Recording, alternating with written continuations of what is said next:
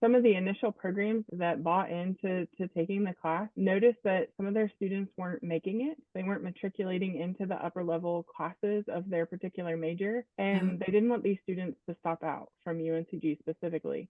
And so this course helps students to create a backup plan and help them to really define who they are and what they really wanted to do in life and how they could tie maybe a different major to it. Most of them still stayed in the school of HHS, but went from kinesiology where they couldn't pass anatomy and physiology to something like social work where they didn't have to do that, but they could still see themselves in a helping way. And so I think some of the programs bought into it as a opportunity for students to create that backup plan. So here's the Life Design Catalyst program where we help them answer the questions: who must I fiercely become? How will I profoundly serve? Why was I put here on this earth?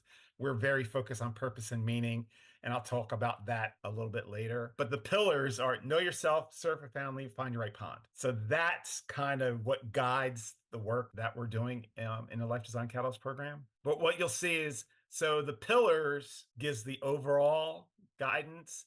The framework, which is SPARK, SPARCK, is the curriculum. So, what we try to do is in every course that we teach, it incorporates story, which is what got me here, perspective, who will I become, aspirations, what do I want, reflection, how am I doing, connection, who will join me, and then kickstart, when will I start? So all the courses that we teach incorporate the Spark model. So we've done this work with about 140 different schools. One of the things that students tell me is that class is a breath of fresh air because it's not as academically rigorous as their biology course.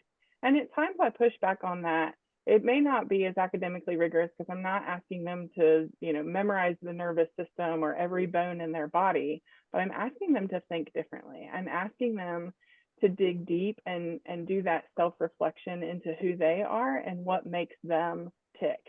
And that's hard work. But I don't think that they think it's hard work because it's not memorizing every bone in the body, which is also hard, but using a different part of the brain.